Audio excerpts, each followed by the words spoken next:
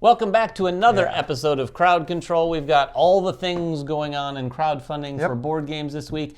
Most of which are running this week. We've got one to talk about. We got two to talk about that are one that I'm going to talk about. Spoiler alert: we brought in another special guest to talk about something that's completely in an unbiased way, I think. Yeah. Well. More on that in a minute. Yeah. So again, if this is your first time watching, I don't even know what episodes we're on now, but I think it's episode 1000. It's been a lot of fun hearing a lot of the feedback from people that have actually backed things or discovered things just because you've been watching the show. So thank you so much. And I'm going to let David lead because this was a campaign that I had never even heard of. Neither had I, and it came up on my feed. And this is a small little campaign. As of recording anyway, they've done $6,000. Their page is one of the smallest pages that I've seen, but the artwork caught my eye, and not only that, the name. And it's called Those Damn Humans. Those damn humans. And I think they want to evoke a little bit of like a Charlton Heston and Planet of the Apes sort of thing. A little bit. So this is what it sounds like, because there's no videos for it. This is maybe the only video talking about it on the internet. Wow. On the whole internet? That may not be true.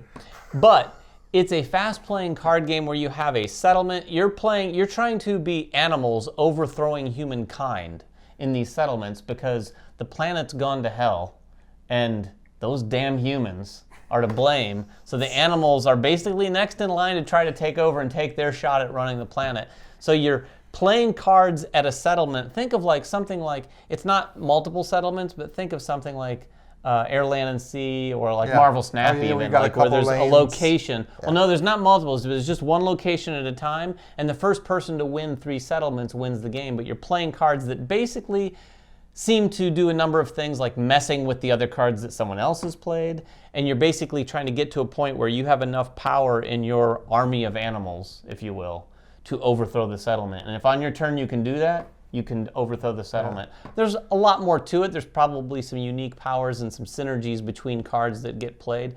But the real star of the show here is the artwork. Oh, it looks fantastic. It looks very cool. I honestly thought, as small as the campaign looks, I was like, where did they get this art? Yeah.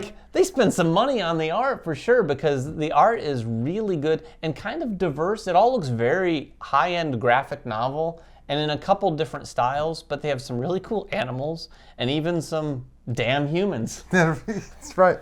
So that one, is that just started, or it's been running? It's been running. Oh, it's actually close. I think it ends this week. I think it ends very soon. That's why we talked about that, because we wanted to give it a little bit of a shout out before it ended. Yeah, go check it out. See there's not much to see there, but it's also a low barrier to entry. They're not asking too much, and it looks like it's just a deck of cards, really. All right. So I want to talk about Potions of Azurland. This is just another gorgeous looking game about making potions. But first of all, I love the way that this game looks from not just an artwork perspective, but a graphic design perspective. It has really nice components already in the basic game, and then you can get a deluxe with even nicer components.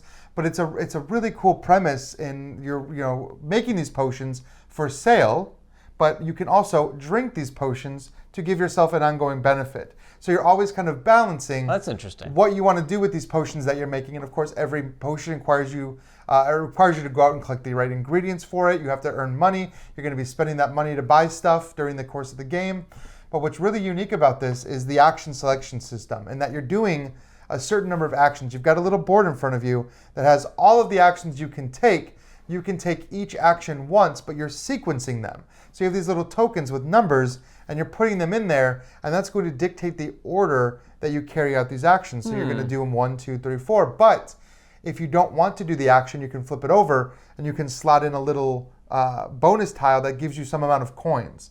And some of the positions are going to give you more coins. So if you don't want to take an action, you can just put that coin slot down, and you just get all those coins instead of taking certain actions. So every turn, you have to make that decision. And of course, the component that does this is if you're seeing it right now, just very cool and chunky, and you're slotting those tokens in, and there's a little display window that only shows the side that you chose. I like that little touch. Yeah, the production value looked really nice on this. My big takeaway, I told Ryan this earlier, when I looked at the page, my biggest takeaway, John D. Clare himself effectively gave it a thumbs up. He did. And there's an endorsement from John D. Clare. If there is an endorsement from John D. Clare on your Kickstarter page, and sit back. I don't know if it's an instant back. The John 'cause I don't- DeClaire seal of approval. But I mean, that's the kind of thing to go for. Yeah, well, so and it's true for us too, because we know the kind of games that John designs. We know the kind of games that John likes. Well, he has good taste. And he has good taste, too. When someone like that says that, I'm like, okay, well, let's take a look. Right, but certain people, you're like, well, I don't like any of your games, so why would I take your recommendation? Like, I like these kind of Euro-y style games. This is definitely a resource management game. There's a lot of cards you're playing and that do a huge variety of things as well. So there's a lot of cool decisions in this game. Mm-hmm. But that coming back to that idea of just like, what do I want to do with my stock? Like you're literally like drinking your own stock to power up. That's a pretty cool premise. It does sound pretty cool. The next one is definitely cool. We've covered it on the channel here with a round one, and that is Worms, the board game. Yeah. This one's running. I haven't looked. How is it doing? It's doing very well. Doing very well. The video we did is also, it looks like it's getting a lot of views. People are loving it. We've gotten a lot of comments. Thank you very much. Interesting thing about this game, I was going to talk more about the comments that we've gotten on our video than anything, is a lot of people are looking at this and going, I'm all in, insta-back, I love Worms, this looks like it's pushing all the Worms buttons. All the nostalgia. And I think we would agree with that. Not only is it like, oh yeah, nostalgia for a property, but what they did with the game for the tabletop implementation really does feel like and it's Worms. Fun, and they just made a fun game. Yeah, it's fun. Now, I will say this, good or bad, it feels like Worms. So if you don't want to sit at the table and have things just blow up in your face and go wrong, then maybe... Or make one jump and accidentally jump off the level and lose a worm. Yes. But that is what Worms is all about. And I think, for one, I think they did a really good implementation for what they're doing with this game and bringing it to the tabletop. Now, again, we are big fans of the video game, so that nostalgia does kick in. But with that said, that bias aside, I really do think this is a great tabletop version. I think even if you're not a fan of Worms, right? Because we weren't born fans of Worms. I remember the first time I played a Worms video game, and I was immediately caught up in that excitement of like, stuff just goes wild and crazy, and you just lose. It's chaos. And I think people coming to the board game for the first time, if you can embrace just the silly nature of like, I'm going to fire off a bazooka, and it's going to blow right back into my face and blow me off the map, and you can embrace the fact that that happened and laugh about it like you can do in the video game, I think you're really going to love it. Well, and it does help if you've played, because you can remember those experiences having played it, and you're like, oh my god, that is just like the video game. I think it could go the other way too. I think if people grow to love the board game, then they could go play the video game and be like, wow, this really did capture I got to tell you, I looked up, I do own a couple versions of Worms. I'm going to download them on the PlayStation and play them. It brought me back too. After playing that board game, that was the first thing I wanted to do was play more Worms. So next, for unbiased information. Last week we had a special guest from Tantrum House come on and talk about Colossal Cat in the Box. Yes. They informed me, I didn't know this, but they told me when they delivered that video that they were having a Kickstarter campaign launching as well. What? Yeah, so Tantrum House themselves is launching a Kickstarter to raise money for their own channel. We thought we're probably not the most qualified people. Yeah, let them say it. So, yeah.